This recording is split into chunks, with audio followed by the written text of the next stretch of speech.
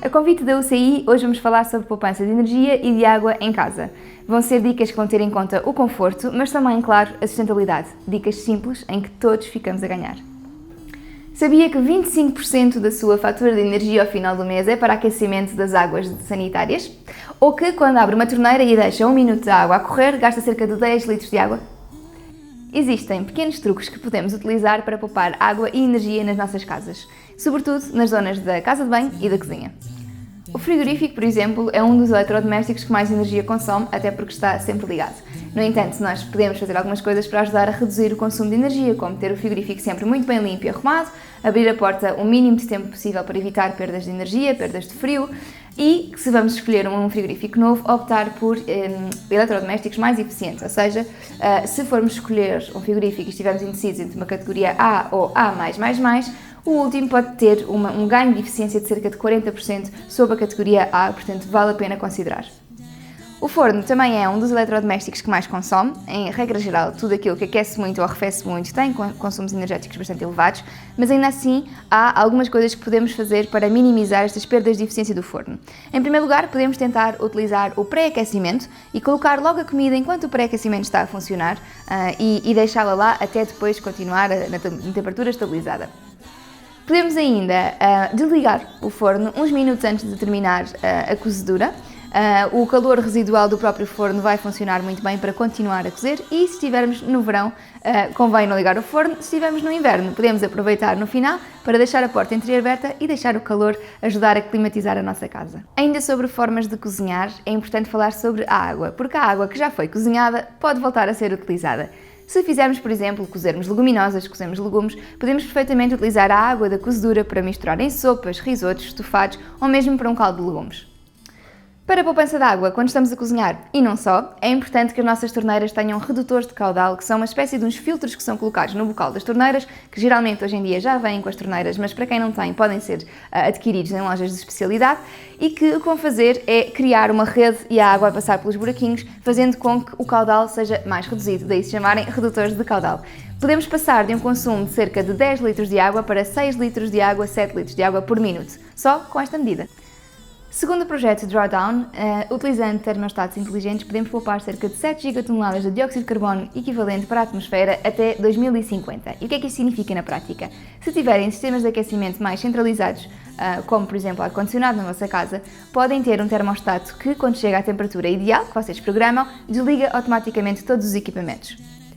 Para quem, como eu, não tem esses sistemas mais centralizados, pode fazer duas coisas. A primeira é comprar uma espécie de termostato em tomada, que ligam à tomada onde vão ligar, por exemplo, o vosso aquecedor e quando chega à temperatura que está sinalizada no termostato, desliga a corrente daquele equipamento.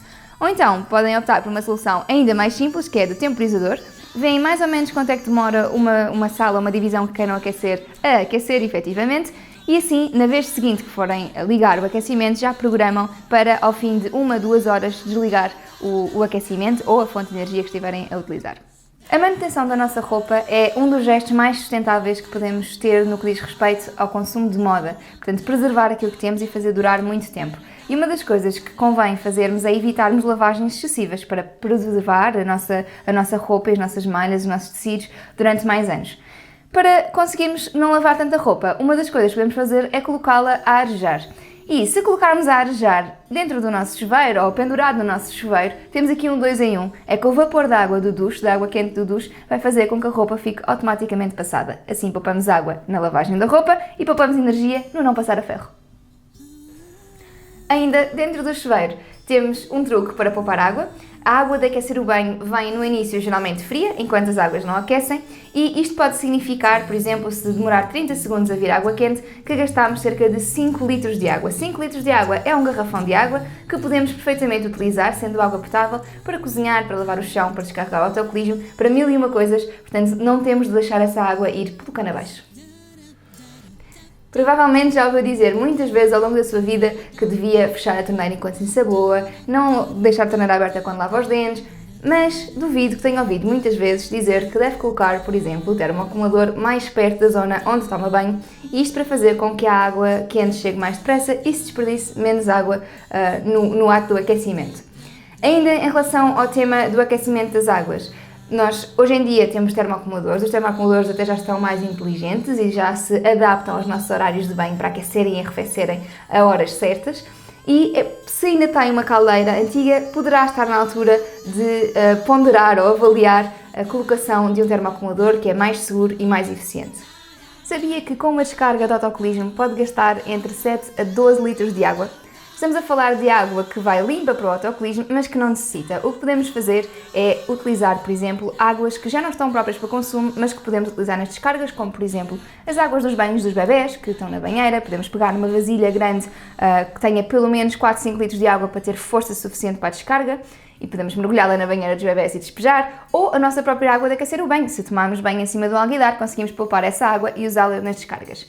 Se for muito complexo, existe uma solução mais simples para poupar pelo menos 1 litro a 1,5 litro de água por descarga, que é a colocação de uma garrafa de plástico cheia de água dentro da descarga do autocolismo, portanto dentro do contentor onde a água enche no autocolismo. Assim vai encher menos 1 litro por descarga, vamos gastar menos 1 litro também. Se a casa não for vossa, pode ser difícil às vezes resolver estas situações mais estruturais e se tiverem, por exemplo, janelas que não estão bem calafetadas ou por onde passa vento, por onde passa frio, podem colocar, à moda antiga, aqueles chouriços de espuma para impedir a passagem do ar de fora para dentro de casa. Experimente colocar estas dicas em prática e verá como no conjunto farão com que a sua casa seja muito mais sustentável e terão também impacto no seu orçamento familiar.